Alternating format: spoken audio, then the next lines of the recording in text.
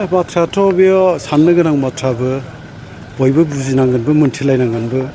नाजाबोनायल' जादों बुंबोनायल' जादों मोगथां खामानिथ' मावनो हायाखै बेथ' सैथो बाथ्रा दा जायखि जाया दिनैनि जे हाबाफारि एनडिएफबि जे इउनाइटेड फराम बेनि गेजेरजों गहपुरनि दैमालु फोथाराव गेलेग्रा फोथार बावहाय 36थि मुंख्लं सान बेखौ फालिनो जे हाबाफारि बावहाय नुजाफैनाय जादों आङो आगोलावनो आंजों रादाब हरलायखादोंमोनखाय बे रादाबखौ रैखा खालामनो आङो सफैनाय जादों ओरैनो मोजां मोनदों दुखुबो मोनदों मानोना जोंनि जुजिबोनाय नाजाबोनायनि जि मोनसे फिथाइ बा जाफुंनांगौ बड'फा उपेन्द्र ब्रह्मनि सन्खसथि सदियासिम रायजो दानायनि जि मोनसे आलादा रायजो दानाय सिमां लोगोसे जोंनि बर'फोरनि जि मोनसे जेंना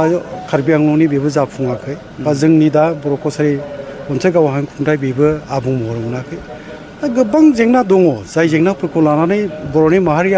आफादखौ जेरै बुंनो थाङोब्ला दुलाराय बर' फरायसा आफाद एनडिएफबिनि मोनब्रै हान्जा थाबाय जों आरो खौसेथि बर' सुबुं आफाद थाबाय आरो बर'नि गोबां आफादफोर दङ जुजिदों जयैनो जुजिबोदों सम मालाबा गावस्रादोंबो दा बे माब्लाबा ज' जानाय माब्लाबा गावस्रानाय बेवहाय गोबां जोंनि गेजेराव माबा मोनसे आवगाय फावसायनोबो गोनां जानाय बेखौबोथ' जों नुबोबाय मोनबोबायबो बिनि सायाव गभर्नमेन्टजों सावरायनाय जायाखै गभर्नमेन्टजों रायलायदोंबाबो रायलायगासिनोबो दङ दाख्लैसो रायलायदोंबो आसामनि गिबि मन्थ्रिजों रायलायदों आरो मैयाबो रायलायदों दिल्लीयाव रायलायदों दुलाराय बर' फरायसा आफादनिफ्राय साथाम थान्दैया थांदों रायलायहैदों बिथांमोनहा आफादगिरि दिपेन बर'मान गोनां बिसोर थांदों गाहाय नेहाथारि खनिन्द्र बसुमतारी थांदों आरो लेङाइ आफादगिरि सासे खोरोमदाव औवारि बिथांमोनहा थांदों आरो गुवाहाटियावबो बे सावरायनाया एखे मोनसे सावरायनाय प्रग्रामा मोनसे समावनो जादों माने रायलायनाया भिडिअ कनफारेन्सिंनि गेजेरजों जानो गोनांमोन भिडिअ कनफारेन्समोन आरोखि दा ओंखायनो जोंना बेवहाय खौसेथि बर' सुबुं आफादनि आफादगिरि मनरन्जन बसुमतारीजों लोगोसे गाहाय नेहाथारि पिताम्बर ब्रह्म थाबाय आरो बिथांनि लोगोफोर बिथांमोननि आरो लोगोसे एनडिएफबिनिफ्राय मानगोनां एमएलएबो बिथाङा आरो बिटिआरनि डिपुटि चिफबो गबिन्द बसुमतारी बिथाङाबो थादोंमोन रायलायनाया मोजां जादों होनदों आसाम गभर्नमेन्टनिफ्राय एडिजिपि हिरेननाथ बिथां थादों आरो लोगोसे चिफ सेक्रेटारि थादों आरो जोंनि आरो अफिसारबो थादों आरोखि रायलायनाया मोजाङै क्लस बाय क्लस रायलायदों होनदों नाथाय बेसेबांसिम जाफुंनायनि बा जाफुंहोनायनि मिजिं लानो हायो बेथ' उनावहाय जोङो माखासे सान थांबा मोनथिगोन ओरैनो मोनसे माबाखौ लादों नोजोरा जाहैबाय 2022 मायथाइनि गेजेराव फोजोबनांगौमोन जेंनाफोरखौ दा थांखि लायो मावनाया बिदिनो मालाबा बबेबा जाहोननि थाखाय आरो गोलावबो जालाङो बेखौबो नुबाय दा दिनैहाय बेवहाय फैनानै जि बाथ्राफोर मोनथिफैदों दाबो गोबां जाफुङै जेंनाफोर दङ जायफोरखौ सुफुंनो हानाय जायाखै जेरैहाय एक्सग्रेसिया मोननांगौ मुंख्लं न'खरफ्रा 5 लाखै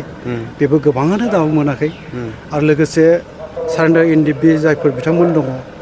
रिहाबिलिटेसन मोननांगौ बेबो गोबाङानो मोनाखै बेखौ मोनथिफैनाय जाबाय केसआ दिनै उद्रु जायाखै माखासे दैदेनगिरि रन्जन दैमारि बिथांजों लोगोसे जोबथेसालियाव दाबो जोबजानानै दङ बेफोरनि बाथ्राफोर मोनथिगासिनो दंखायोबो दिनैबो दुखु गोनां बिदिन्थि सावरायनायाव ओंखारबावबाय बे बाथ्राफ्रा सिमा बारायनायनि माबाफोर आपडेट दङ सिमा बारायनायनि बाथ्राखौ रायलायदों होनदों दा दुलाराय बर' फरायसा आफादनि आफादगिरि बिथाङा बुंनाय बायदियै बा जों मोनथिनायाव गासै दुलाराय बर' फरायसा आफादनाव फारिलाइ दङ सनितपुर आरो बिश्वनाथ जिल्लानि गं 500निबो गोबांसिन दंबावो 500नि बारा दङ बर' गामिफ्रा हाबबावनांगौ दा